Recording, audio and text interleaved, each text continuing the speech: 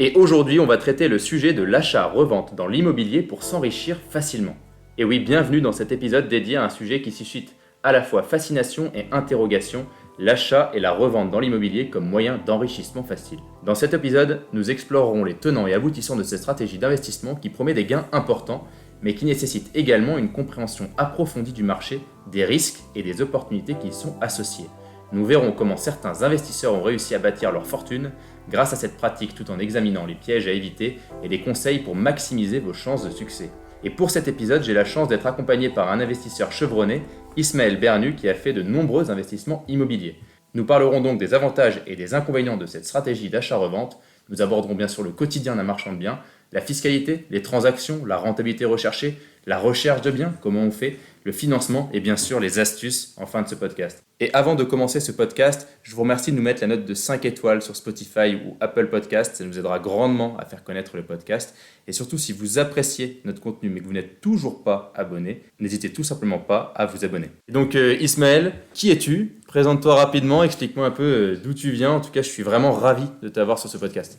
Eh ben écoute, je te remercie Jérémy, tout le plaisir est vraiment pour moi de venir intervenir sur ton magnifique podcast. Qui je suis, j'aime bien me présenter en tant qu'entrepreneur, investisseur heureux. Déjà, c'est important de le dire. J'ai aujourd'hui 38 ans, j'ai commencé mon parcours dans l'investissement un petit peu malgré moi, à l'âge de mes 20 ans où je quitte le cocon familial pour me loger et je suis passé tout de suite par la case acquisition d'un appartement. Donc je suis rentré par la voie de l'immobilier. Acquisition d'un appartement en France, on a cette chance d'avoir accès quand même à et bancaire, notamment pour entrer dans l'immobilier. Et donc, je me suis lancé avec l'acquisition d'un T2 pour moi me loger et rapidement, j'ai dû déménager. Et donc, c'est venu la question de quoi faire de cet appartement et que j'ai mis en location. Donc, soit je passais par la vente, soit je le louais. Je l'ai mis en location, ça tournait bien. J'ai vite compris que le locataire pouvait prendre indirectement en charge tout ou partie du crédit, alors de façon indirecte, parce qu'encore une fois, c'est bien le propriétaire qui doit faire face à ses responsabilités et rembourser le crédit. Mais lorsque l'investissement est bien réalisé, potentiellement, on peut se retrouver avec des rendements, on va dire, immédiats intéressants, potentiellement qui débouchent avec un cash flow positif. Là, c'est la cerise sur le gâteau. Et puis après, à terme, à la fin du cycle de l'investissement, avec une vente potentiellement avec une plus-value et tout le capital qui aura été remboursé au long de ces années. Alors l'immobilier, c'est quelque chose qui m'a vite passionné par la suite et fort de cette opération, j'ai multiplié un petit peu les opérations. Alors ça a pris quand même un petit peu de temps dans mon cas parce que tu parles d'enrichissement rapide pour nommer cette émission et en effet, on va voir que l'achat-revente permet potentiellement d'accélérer cet enrichissement, mais ça m'a pris quand même du temps et d'une façon générale, je pense, et on sera quand même d'accord pour le dire, que la construction d'un patrimoine se fait dans le temps et c'est quand même intéressant d'avoir une vision long-termiste, notamment si on veut durer et se professionnaliser, que ce soit dans l'activité de marchand de biens ou autre. Et puis après, j'ai commencé à m'intéresser un peu plus sérieusement à l'immobilier, différentes stratégies aussi fiscales, les potentiels avantages même en termes de revente, etc. Et donc, je me suis diversifié avec l'acquisition d'immeubles de rapport, donc toujours sur Poitiers, je suis originaire de Poitiers, je ne sais pas si je l'ai mentionné. Et donc avec l'acquisition après d'immeubles de rapport, où pareil, j'ai fait une découpe, une vente tout de suite. Entre deux, je m'étais racheté ce premier appartement. J'ai acheté une résidence principale dans le Nord quand j'avais déménagé, puis revendu quand je suis revenu m'installer sur Poitiers. Et donc, ça m'a permis d'avoir une vision un petit peu à 360 degrés du monde de l'investissement immobilier, avec les possibilités qu'offre la location, donc commencer par le nu, après diversifier avec le meublé, l'MNP, avec de la colocation, avec de la courte durée. Aujourd'hui, on enregistre là dans des appartements que je loue en courte durée. Et donc, cette vision 360 degrés me permet d'avoir des armes en fait pour dire et répondre à différents objectifs en fonction de mes envies, de dire tiens, tel investissement, ça va être plutôt un bien patrimonial que je vais potentiellement plutôt garder sur le long terme, éventuellement même transmettre à mes enfants, etc. À terme. D'autres investissements, notamment les premiers, qui étaient plus classiques, pourquoi pas arbitrer, m'en séparer, récupérer ce cash pour faire d'autres choses. Et aujourd'hui, cette volonté d'accélérer avec notamment cette activité de marchand de biens, ce qui va t'intéresser, cette Exactement. activité de marchand de biens que je souhaite développer et avec une particularité où je souhaite également proposer aux investisseurs particuliers de participer également sur les opérations, de l'ouvrir et de proposer à des investisseurs particuliers de rejoindre dans cette aventure de marchand de biens. Bon, Ismaël, c'était plutôt complet et justement, ça fait vraiment la liaison avec la question que j'ai envie de te poser directement déjà et que tout le monde se pose. C'est déjà en quoi consiste le métier de marchand de biens, Ismaël? Eh ben, sur le papier, c'est relativement simple. Il s'agit de faire l'acquisition de biens immobiliers, ça peut être des terrains également, et de les revendre avec un objectif court-termiste et d'en tirer une plus-value, ce qu'on appelle dans le métier une marge. Ça peut être fait de différentes manières, soit un bien qui est sous-évalué, une anomalie de marché qu'on va repérer, on va faire des travaux ou non. Mais vu qu'on l'a acheté entre guillemets à bas prix, on va le revendre au prix. Et là, donc tout de suite, il y a une marge. Et donc, on va prendre le fruit de cette marge. Ça va être le chiffre de la boîte. Soit ça peut être fait en une maison avec un terrain. On a beaucoup ça en province. On voit ces grandes parcelles de terrain, etc. Et aujourd'hui, il y a beaucoup de ménages qui ne souhaitent pas spécialement avoir 2000, 3000 mètres carrés de terrain à entretenir pour vivre. On va prendre cette maison, on va découper le terrain et on va revendre soit les deux, le terrain, la maison, etc. Et donc voilà, ça peut être de la division foncière, acheter un immeuble de rapport ou même une maison, de transformer en appartement et revendre en plus petit lot. Ou alors carrément, c'est faire de la rénovation plus ou moins haut de gamme, plus ou moins luxueuse, plus ou moins importante. Et là, on va créer vraiment de la valeur et donc on va revendre potentiellement plus cher. Donc il y a tous ces aspects. Donc le principe du marchand de biens, c'est ça, c'est de faire une opération, d'acheter un bien, de le valoriser ou non, et de le revendre plus cher à la sortie. Et tout ça sur du court terme, c'est bien ça? Et tout ça sur du court terme, tout à fait. Alors Si on- souvent, on va commencer, en tout cas moi c'est mon cas, par faire des opérations d'achat-revente en qualité de particulier. On va le retrouver, il y a beaucoup de personnes qui vont promouvoir un petit peu de le faire sur les résidences principales, parce qu'on sait que sur la résidence principale, on est exonéré de plus-value. On achète sa maison, 2, 3, 4 ans après, on va revendre, et on va avoir remboursé le capital si on l'a fait par emprunt. Mais potentiellement, si on a fait les choses correctement, qu'on a bien acheté, qu'on a fait une belle déco, etc., on va revendre avec une forte plus-value. Et là, on se rend compte tout de suite qu'on n'est plus sur des idées de cash flow à quelques centaines d'euros, mais potentiellement, ça va être des milliers, des dizaines, voire des centaines de milliers d'euros qui tombent, entre guillemets, sur le compte en banque rapidement. Donc ça, on peut le faire sur la résidence principale ou sur des biens locatifs classiques. On peut le faire à titre, on va dire, personnel, une fois de temps en temps. Et par contre, si on veut multiplier les opérations, il va falloir se professionnaliser, en tout cas le faire de par ce statut, au risque d'être requalifié par l'administration fiscale, et là ça peut faire mal, il peut y avoir un impact assez fort. Et voilà, donc pour le faire, c'est une activité dite commerciale, donc on doit le faire à travers ce statut de marchand de biens, qui est ni plus ni moins la création d'une société, un commercial, typiquement dans mon cas avec le Bon Flip, ça va être une SAS. Et après, par contre, ça engendre des responsabilités qui sont supérieures parce qu'on va être considéré comme un professionnel de l'immobilier, à l'image un petit peu d'un agent immobilier. Alors, on n'a pas besoin d'avoir de formation, de détenir une carte T, etc. Il n'y a pas de formation à passer. C'est vraiment très, très accessible à tout le monde. Par contre, c'est une responsabilité parce qu'on est professionnel de l'immobilier. Et typiquement, on va avoir des engagements quand on revend des lots, des appartements, des biens, etc. On a des engagements par rapport aux futurs acquéreurs, notamment concernant tout ce qui est vice apparent ou vice caché, etc., où on est tenu de respecter tout ça. Et si c'est encore une fois fait de façon archaïque, parce qu'il y en a qui font un petit peu tout et n'importe quoi, on peut être revenu et chercher derrière. Il y a des enjeux administratifs, il y a des enjeux réglementaires, il y a des enjeux fiscaux également, mais voilà un petit peu. Ouais, donc c'est un vrai métier. De ton côté, quand on parle de métier, du coup, c'est quoi ton quotidien? Est-ce que tu fais ça toute la journée? Déjà, tu as pas mal de locations à gérer aussi à titre personnel de ton côté. Qu'est-ce que tu fais de ton quotidien pour rechercher les biens immobiliers? Comment tu fais, comment t'organises ta journée en tant que marchand de biens? Je parle bien du côté marchand de biens de ton côté.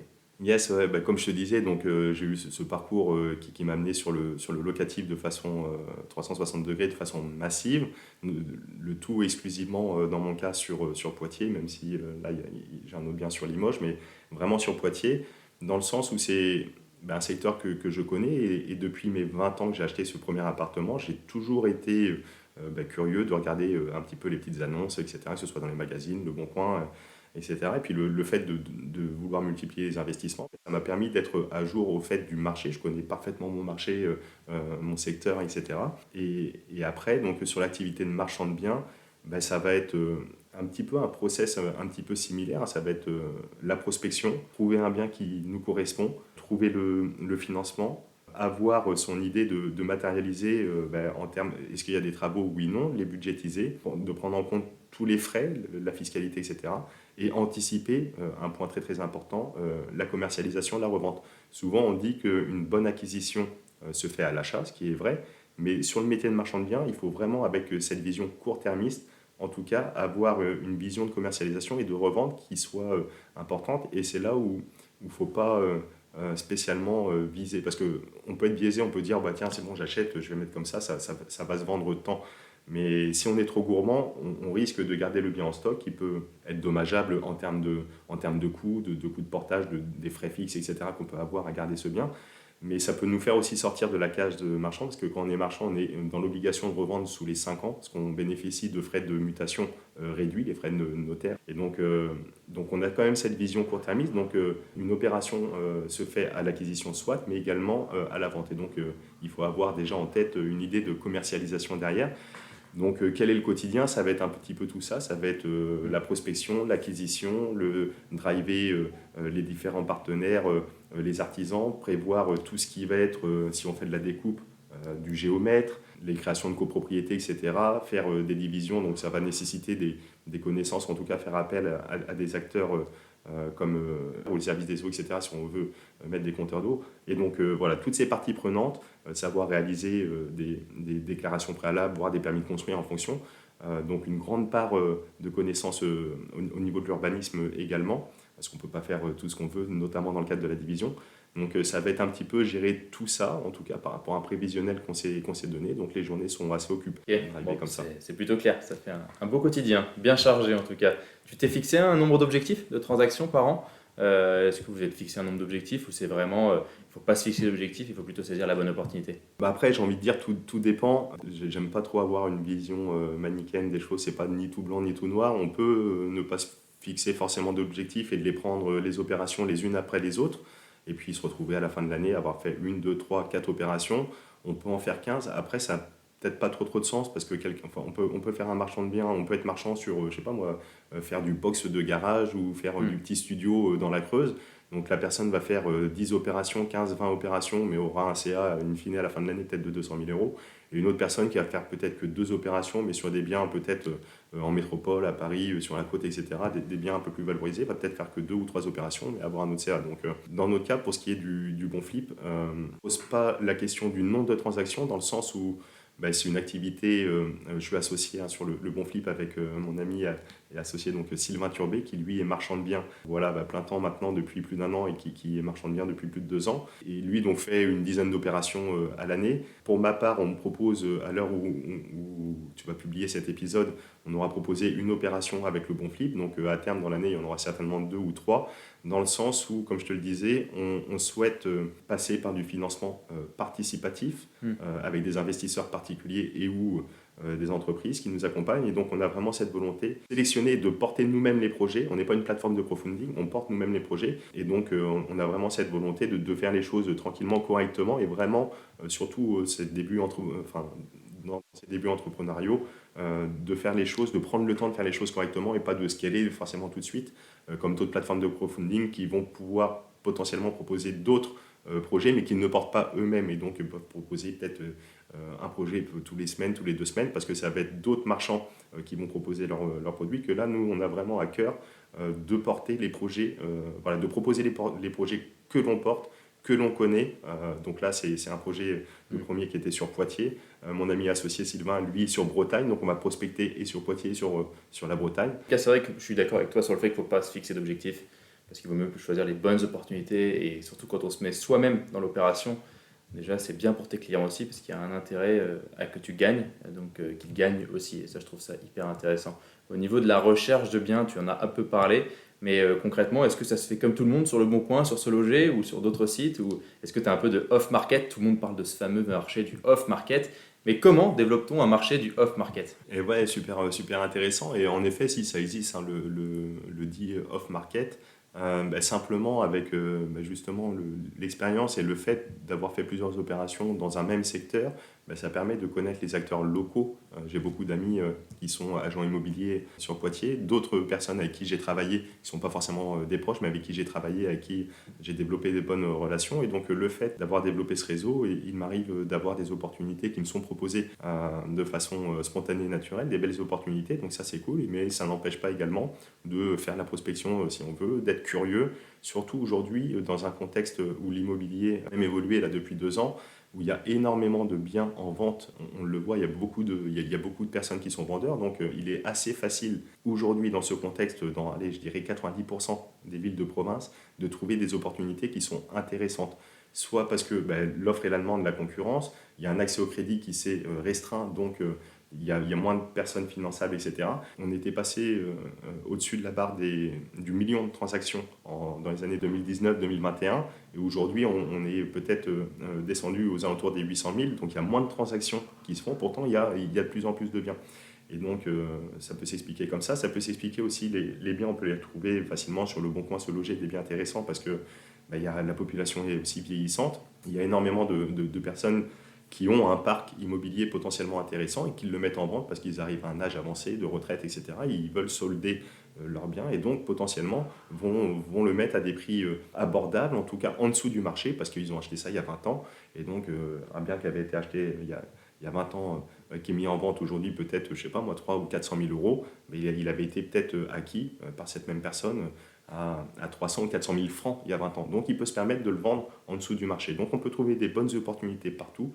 Mais l'intérêt, en tout cas, pour celles et ceux qui veulent se lancer dans l'activité de marchand de biens et vraiment se professionnaliser, c'est encore une fois, c'est de développer son réseau, d'être sérieux, d'éviter de faire des coups en douce. On entend des fois, tu sais, sur le financement, je vais faire 5 projets en parallèle, je vais solliciter 5 banques comme ça, tac, tac, tac. Attention. Mais d'un moment donné, sur le long terme, attention. Voilà, je pense qu'il est intéressant, avec tous les partenaires, de développer une confiance quand même de qualité. Et l'avantage du marchand, forcément, les agences, ils ont envie de travailler avec nous dans le sens où on va faire potentiellement une première acquisition, mais après, on va leur redonner à la vente, donc sur un laps de temps assez court. Donc l'agent immobilier avec qui on va tisser ce lien, lui, potentiellement, sera intéressé 2 fois d'une façon assez rapide. Donc voilà un petit peu. Donc on peut faire du off-market, faut développer son réseau.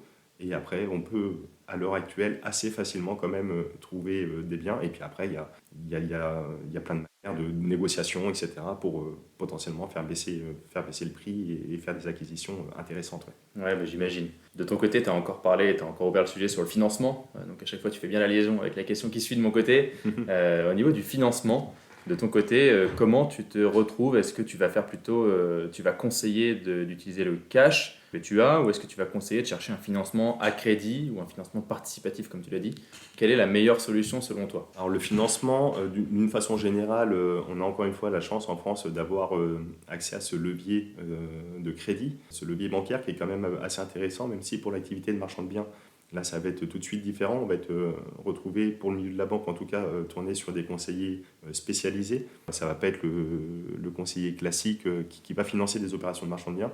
Ça va souvent nécessiter de mettre plus d'apports, donc 20, 30, 40% au début en tout cas, pour financer des biens. Il va falloir montrer patte blanche du projet, etc. Vraiment avoir une belle présentation de ce qu'on souhaite faire. Donc oui, le cash va être important pour se lancer, notamment. Après, d'y aller full cash, ça peut être aussi une optique. Pour certains qui en ont, c'est toujours pareil, en fonction de son patrimoine à 360 degrés, tu es bien placé pour le savoir. Mais ça peut être assez rapide si quelqu'un a une poche de cash et veut se lancer dans le truc, mais n'a pas accès au crédit bancaire parce que n'a pas d'expérience, etc., ne peut pas se faire accompagner. Pourquoi pas imaginer de faire une première petite opération 100% cash, d'en faire une deuxième et puis après d'aller voir la banque, etc.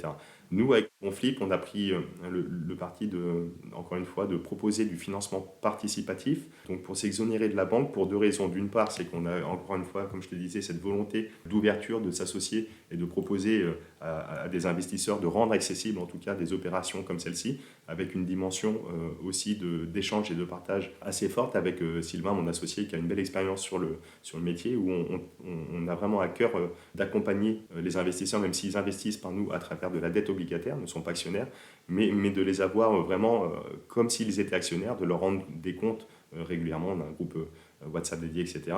Et donc on passe par ce financement participatif pour cette raison, pour développer, pour permettre l'investissement à d'autres, mais également le fait de s'exonérer de la banque. Justement, il y a ce double objectif pour l'investisseur qui va rentrer avec nous sur le Bonflip, c'est qu'il n'y a pas d'hypothèque qui est prise en compte par la banque. Et donc, en termes de sécurité derrière pour le placement, c'est quand même intéressant parce que sinon, il y a une hypothèque, ce qu'on appelle de premier rang, bien souvent, qui est prise. Et donc, s'il y a un défaut de paiement, etc., c'est la banque qui va récupérer en amont.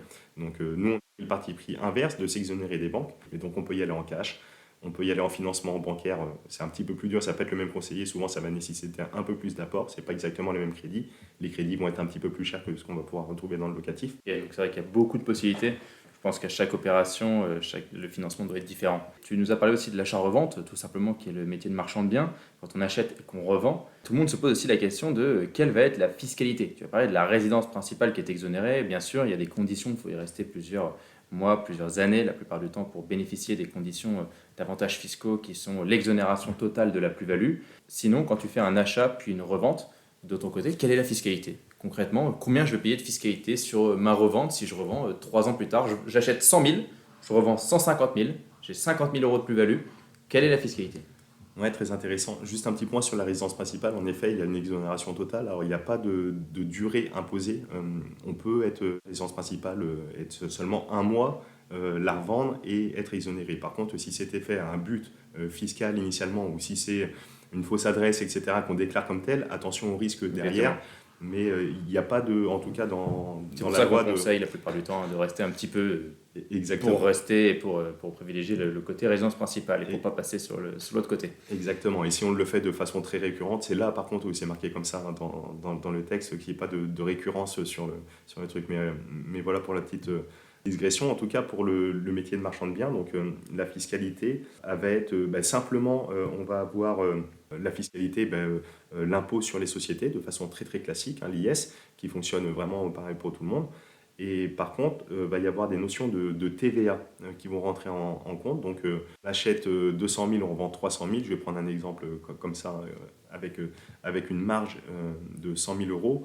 Il faut voir, la fiscalité, ça va être l'IS, encore une fois. Donc, on va être sur un taux réduit jusqu'à 42 000 euros. 500 euros, tout à fait. Un taux à 15%. Et puis après, on va passer à 25% au-dessus des 42 500 euros de bénéfices. Donc là, il y a à peu près 20 000 euros d'IS. Voilà. Et après, il y a la notion de TVA. Et c'est là où il faut avoir quand même la connaissance pour celles et ceux qui souhaitent se lancer. Parce qu'en fonction des opérations, de la nature des opérations qu'on fait, quels étaient les travaux réalisés, oui, non, on va pouvoir soit avoir de la TVA totale, sur le prix total, soit de la TVA sur marge, donc là en l'occurrence, ou alors une exonération. Donc en gros, pour une même opération, une acquisition à 200 000, revendu 300 000, si on a de la TVA totale, on va avoir 20 points sur 300 000, oui. Donc on va avoir 60 000 euros de TVA. Soit on a de la TVA sur la marge, donc sur les 100 000 euros de marge, 20 000 euros. Donc on a 20 000 euros, ou soit une exonération. Donc on va voir, on comprend ici qu'en fonction de ce qu'on fait, on va avoir soit 60, soit 20, soit 0. Et donc c'est plus du tout la même chose. Sur une marge à 100 000 euros, in fine, soit il nous en reste 100, soit il nous en reste 80, soit il nous en reste 40 dans cet exemple. Donc c'est pas du tout la même chose. Et certaines personnes peuvent peut-être potentiellement aller à l'encontre de déconvenus si c'est pas maîtrisé. Dans le sens où ta question, j'imagine, ça va être comment être exonéré de TVA. Déjà, il faut pas se retrouver sur des opérations en neuf, ou alors considéré comme neuf. C'est-à-dire qu'un bien de plus de 5 ans, s'il a été trop rénové en termes de gros œuvres ou alors des seconds éléments, il y a différents critères, là on va se retrouver sur une TVA totale. Et si on ne le fait pas, si on fait de l'ancien mais qu'on respecte les critères, etc., on va être exonéré. Donc attention où on met les pieds là-dessus, mais souvent ça va être plutôt ce critère en termes de fiscalité qui va être différenciant par rapport à d'autres choses. Ok Ismaël, hyper intéressant parce que c'est vrai que j'avais pas du tout cette notion de TVA et je pense que pas mal d'auditeurs ne connaissaient pas tout ça. Moi maintenant j'aimerais savoir une seule chose, c'est si je voulais faire marchand de biens, si un auditeur nous écoute et veut faire marchand de biens, qu'est-ce que tu conseillerais en premier? Quel serait ton premier conseil?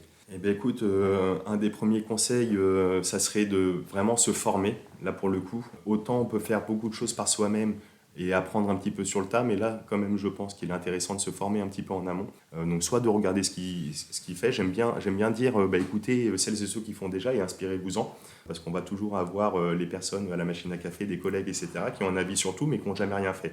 Donc la meilleure des choses, c'est déjà de s'entourer des personnes, à mon avis, qui ont déjà une expérience.